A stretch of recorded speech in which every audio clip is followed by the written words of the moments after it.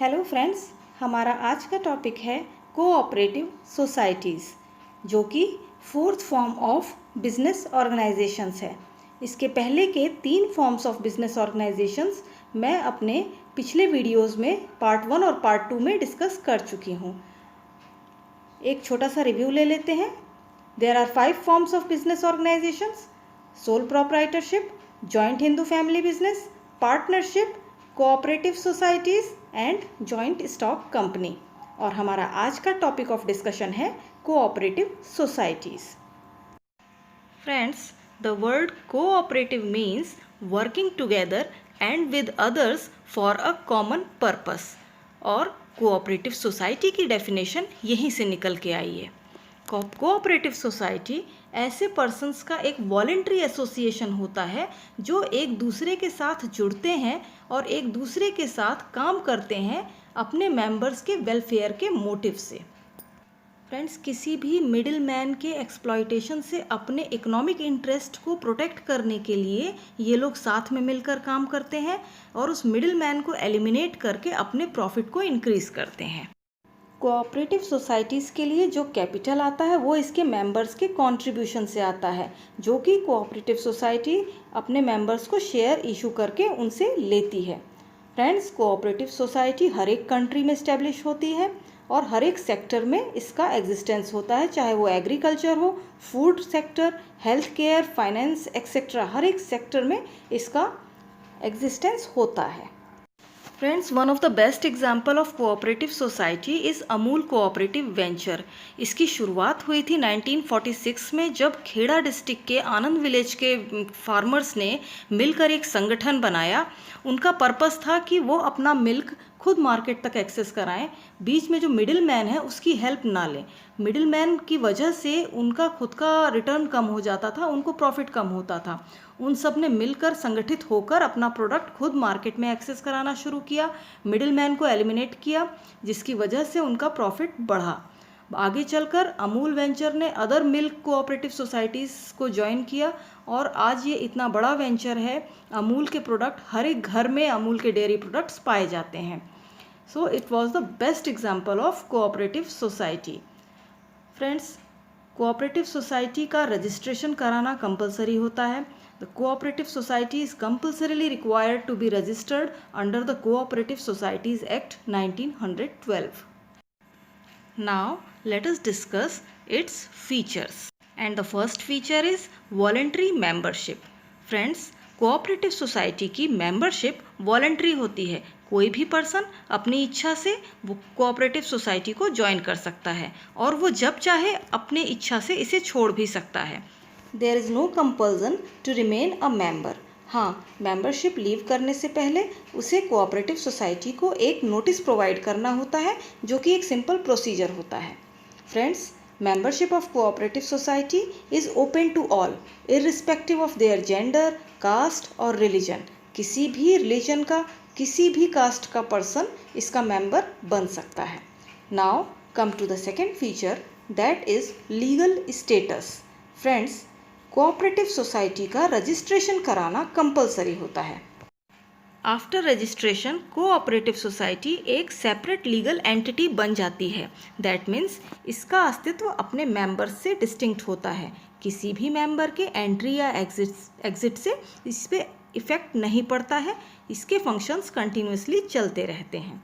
Being a separate legal entity, cooperative society किसी भी contract में एंटर कर सकती है। ये कोई भी प्रॉपर्टी अपने नाम पर होल्ड कर सकती है, किसी के ऊपर केस भी फाइल कर सकती है और कोई थर्ड पर्सन इसके ऊपर भी केस फाइल कर सकता है। Now come to the third feature, that is limited liability. Friends, cooperative societies के मेंबर्स की लायबिलिटी लिमिटेड होती है उस हद तक जहाँ तक उन्होंने कोऑपरेटिव सोसाइटी के कैपिटल में कंट्रीब्यूशन दिया होता है। That means members are liable to the extent of their contribution in the capital of the society और उसी लिमिट तक उनका रिस्क भी होता है।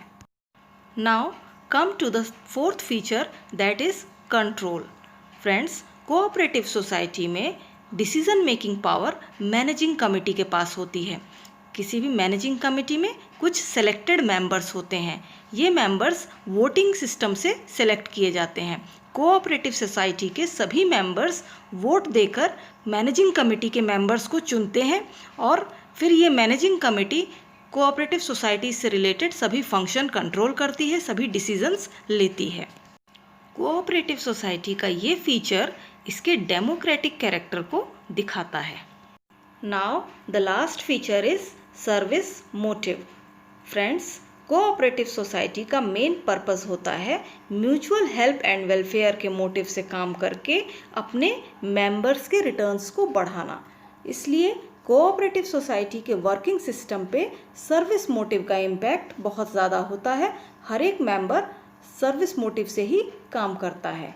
इस दौरान जो भी सरप्लस जनरेट होता है उसे इसके सभी मेंबर्स के बीच में डिस्ट्रीब्यूट कर दिया जाता है। So these were the features of cooperative societies. Now let us discuss its plus points or merits. And the first merit of cooperative society is equality in voting status. Friends, cooperative society one man one vote के principal पे चलती है। हर एक member का voting right equal होता है। It doesn't matter कि उसने कैपिटल में कितना कंट्रीब्यूशन दिया है, कंट्रीब्यूशन उसका ज़्यादा हो या कम हो, बट वोटिंग राइट हर एक मेंबर का इक्वल होता है। Now the second merit is limited liabilities. Friends, cooperative society के मेंबर्स की लायबिलिटीज़ लिमिटेड होती हैं up to the extent of their contribution in the capital of cooperative society. जितना उन्होंने कंट्रीब्यूशन दिया होता है उसी के अकॉर्डिंग उनकी लायबिलिटीज़ लिमिटेड हो जाती हैं। इस वजह से अगर कोऑपरेटिव सोसाइटी का कोई डेट है जिसको रीपे करना है तो उसके लिए मेंबर्स की पर्सनल प्रॉपर्टी स्टेक पर नहीं होती है। पर्सनल प्रॉपर्टी पूरी तरह से सेफ होती है। मेंबर्स का रिस्क उतना ही होता है जितना उन्होंने कंट्रीब्यूशन किया होता है। Now come to the third merit, that is stable existence. Friends, किसी भी मेंबर के एंट्री या एग्जिट से कोऑपरेटिव सोसाइटी के एग्जिस्टेंस पर कोई भी इफ़ेक्ट नहीं पड़ता है। कोऑपरेटिव सोसाइटी कंटिन्यूअसली अपने फंक्शंस करती रहती है। कोई किसी भी मेंबर के डेथ होने से या उसकी इंसॉल्वेंसी या इंसैनिटी का कोई फ़र्क कोऑपरेटिव सोसाइटी के एग्जिस्टेंस पर नहीं पड़ता है। कोऑपरेटिव सोसाइटी का एग्जिस्टेंस स्टेबल रहता है, वो अपना काम करती रहती है। Now the next merit is economy in operations. Friends, cooperative society का मेन फोकस होता है मिडिल मैन को एलिमिनेट करके अपने प्रोडक्शन की कॉस्ट को रिड्यूस करना। मिडिल मैन के एलिमिनेशन की वजह से जो भी प्रोडक्शन कोऑपरेटिव सोसाइटी का होता है उसकी कॉस्ट रिड्यूस हो जाती है, which gives economy in operations. Producers और कस्टमर्स दोनों ही कोऑपरेटिव सोसाइटी के मेंबर्स होते हैं, इसलिए बैड डेट की पॉसिबिलिटीज़ भी बहुत लोअर होती हैं। Now come to the fifth merit, that is support from government. Friends, cooperative society one man one vote के सिस्टम पे काम करती है, म्यूचुअल हेल्प और वेलफेयर के पर्पस से काम करती है, कहीं ना कहीं डेमोक्रेटिक फीचर को रिफ्लेक्ट करती है, इसलिए इसे गवर्नमेंट से बहुत अच्छा सपोर्ट मिलता है। जो भी लोन ये लेती है उस पर इंटरेस्ट रेट काफ़ी लो होता है, इसके ऊपर जो टैक्सेस लगते हैं वो बहुत लो होते हैं, प्लस इसे गवर्नमेंट से सब्सिडीज़ भी मिलती हैं। So it gets good support from government. Now the next merit is ease of formation. Friends, cooperative society केवल 10 मेंबर्स के साथ स्टार्ट की जा सकती है। इसका फॉर्मेशन बहुत इजी होता है। इसके रजिस्ट्रेशन का प्रोसीजर बहुत सिंपल होता है, केवल कुछ लीगल फॉर्मेलिटीज़ होती हैं उसमें। And it is governed by the provisions of cooperative societies act 1912। So this was all about the merits of cooperative societies. Now let us discuss the limitations of cooperative societies. And the first limitation is limited resources. Friends, cooperative society का जितना भी financial resource है वो इसके members के contribution से आता है। मेंबर्स के कंट्रीब्यूशन पे कोऑपरेटिव सोसाइटी जो डिविडेंड ऑफर करती है वो बहुत कम होता है, जिसकी वजह से ये बहुत ज़्यादा मेंबर्स को अट्रैक्ट नहीं कर पाती है और जो एग्जिस्टिंग मेंबर होते हैं उनसे भी बहुत ज़्यादा फंड्स नहीं आ पाता है। That is why cooperative society is having the problem of limited resources. Now come to the second limitation, that is inefficiency in management. Friends, limited funds होने की वजह से कोऑपरेटिव सोसाइटी मैनेजमेंट एक्सपर्ट्स को higher नहीं कर सकती क्योंकि इनकी सैलरी बहुत हाई होती है। सोसाइटी का मैनेजमेंट इसके मेंबर्स हैंडल करते हैं जो कि स्वेच्छा से अपनी सेवाएं सोसाइटी को दे रहे होते हैं, लेकिन ये मेंबर्स एक्सपर्ट नहीं होते हैं, मैनेजमेंट प्रोफेशनल नहीं होते हैं, जिसकी वजह से सोसाइटी को इनएफिशिएंसी इन मैनेजमेंट का सामना करना पड़ता है। Now come to the third limitation, that is lack of secrecy.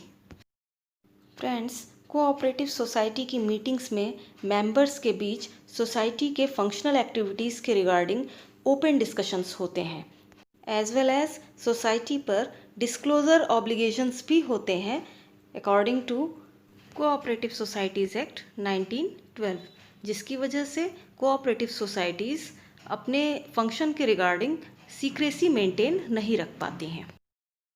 Another limitation is government control. Friends, cooperative society को बहुत सारे गवर्नमेंट्स प्रिविलेजेस मिलते हैं, ये हमने इसके मेरिट्स में पढ़ा था, but in return cooperative society को कई सारे गवर्नमेंट्स रूल्स एंड रेगुलेशंस भी फॉलो करने होते हैं, as well as state cooperative department का कोऑपरेटिव सोसाइटी के फंक्शनिंग में बहुत इंटरफेरेंस रहता है, जिसकी वजह से इसकी ऑपरेशनल फंक्शनिंग निगेटिवली अफेक्टेड होती है। Now the last limitation is differences in opinion. Friends, cooperative societies में कई बार मेंबर्स के व्यूज़ में डिफरेंसेस आ जाते हैं, उनके ओपिनियंस आपस में टकराने लगते हैं, जिसकी वजह से इंटरनल क्वेरल्स अराइज होने लगते हैं। Personal interest start to dominate the welfare motive. अगर कोई मेंबर अपने पर्सनल बेनिफिट को प्रायोरिटी देने लगता है तो वहाँ पर म्यूचुअल वेलफेयर और म्यूचुअल हेल्प का जो मोटिव होता है वो कहीं ना कहीं बैक सीट पर चला जाता है। So these were the limitations of cooperative societies. Now we will discuss the types of cooperative societies.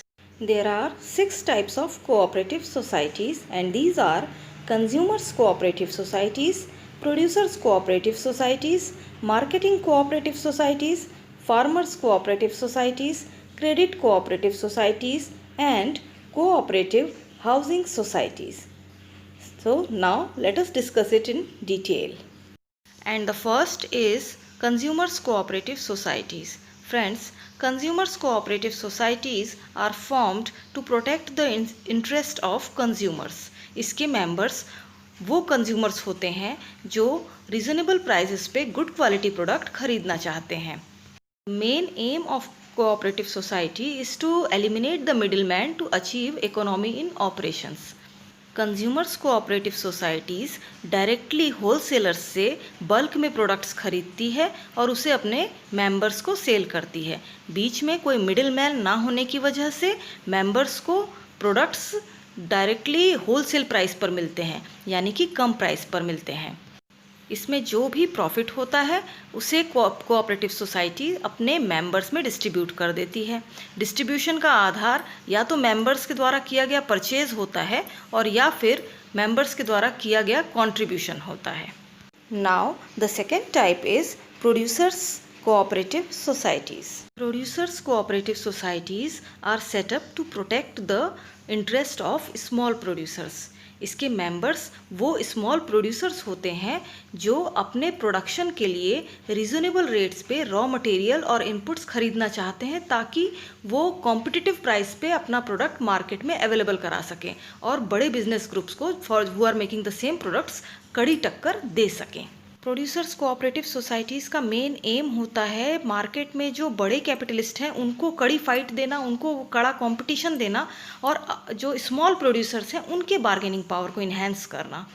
इसके लिए सोसाइटी अपने मेंबर्स को रीजनेबल रेट्स पे raw material, inputs and other equipments available कराती है ताकि वो अपना प्रोडक्ट्स बना सकें और उसके बाद वो जो प्रोडक्ट्स बनाते हैं उसे ये सोसाइटी उनसे खरीद लेती है और मार्केट में सेल करती है। सोसाइटी का जो भी प्रॉफिट होता है उसे ये अपने मेंबर्स में डिस्ट्रीब्यूट कर देती है।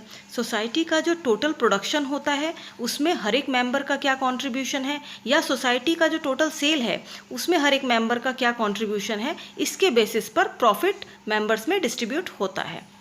Now come to the third type of cooperative societies, that is marketing cooperative societies. Marketing cooperative societies are established to help the small producers in selling their products. इसके मेंबर्स वो small producers होते हैं जो ये चाहते हैं कि उन्हें उनके प्रोडक्ट का रीजनेबल प्राइस मिल सके। मार्केटिंग कोऑपरेटिव सोसाइटी का मेन एम डिस्ट्रीब्यूशन प्रोसेस से मिडिल मैन को एलिमिनेट करके अपने मेंबर्स के प्रोडक्ट के लिए एक फेवरेबल मार्केट तैयार करना होता है। डिस्ट्रीब्यूशन प्रोसेस में जब मिडिल मैन एलिमिनेट होता है तो इसकी वजह से मेंबर्स के प्रोडक्ट्स की कॉस्ट कम हो जाती है, जिससे कि वो अपना प्रोडक्ट रीजनेबल प्राइस पर मार्केट में अवेलेबल करा पाते हैं और मार्केट में उनकी कॉम्पिटिटिव पोजीशन इम्प्रूव होती है।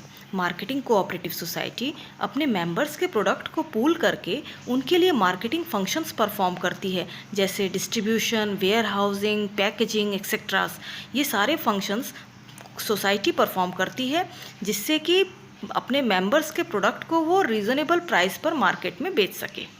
इसका जो भी प्रॉफिट होता है उसे ये अपने मेंबर्स में डिस्ट्रीब्यूट कर देती है। हर एक मेंबर का टोटल पूल ऑफ आउटपुट में जो कंट्रीब्यूशन होता है उसके बेसिस पर प्रॉफिट डिस्ट्रीब्यूशन होता है। Next type is farmers cooperative societies. Farmers cooperative societies are set up to protect the interest of farmers by providing them better inputs at reasonable costs. इसके members वो किसान होते हैं जो जॉइंट फार्मिंग करना चाहते हैं ताकि लार्ज स्केल फार्मिंग के बेनिफिट्स उनको मिल सके और उनकी प्रोडक्टिविटी बेहतर हो सके। सोसाइटी अपने किसानों को better quality seeds, fertilisers, machineries available कराती है, उन्हें मॉडर्न टेक्निक से अवेयर कराती है ताकि उनकी प्रोडक्टिविटी इम्प्रूव हो सके, उनकी फसलों का उत्पादन बढ़ता भी है और उस उत्पादन की क्वालिटी भी अच्छी होती है। सोसाइटी के किसानों को जॉइंट फार्मिंग के बेनिफिट्स भी मिलते हैं, जिससे उनकी फसलों की लागत कम आती है और उनका प्रॉफिट बढ़ जाता है, उनकी इनकम बढ़ जाती है। As well as joint farming की वजह से फ्रेगमेंटेड लैंड फार्मिंग की प्रॉब्लम भी सॉल्व हो जाती है। Now come to the fifth type, that is credit cooperative societies. Credit cooperative societies are established to provide easy credits on reasonable terms to the members. इसके members वो लोग होते हैं जिन्हें फाइनेंशियल हेल्प की ज़रूरत होती है या इन अदर वर्ड्स लोन चाहिए होता है। सोसाइटी का मेन एम अपने मेंबर्स को उन बड़े मनी लैंडर्स के एक्सप्लॉयटेशन से बचाना होता है जो लोन तो प्रोवाइड करते हैं बट उस पर बहुत high rate of interest charge करते हैं। सोसाइटी अपने मेंबर्स को लो इंटरेस्ट पे लोन प्रोवाइड करती है। सोसाइटी के पास सोसाइटी के मेंबर्स का कैपिटल कंट्रीब्यूशन होता है, अदर डिपॉजिट्स भी होता है। इसी फंड से सोसाइटी अपने ज़रूरतमंद मेंबर्स को लो रेट ऑफ इंटरेस्ट पे लोन अवेलेबल कराती है। Now come to the next type, that is cooperative housing societies. Cooperative housing societies are established to help people to construct houses at reasonable costs. इसके members वो लोग होते हैं जिनकी income कम होती है और वो अपने लिए लो कॉस्ट पे घर चाहते हैं, रेजिडेंशियल एकोमोडेशन चाहते हैं। सोसाइटी का मेन एम होता है अपने मेंबर्स की हाउसिंग प्रॉब्लम को सॉल्व करना।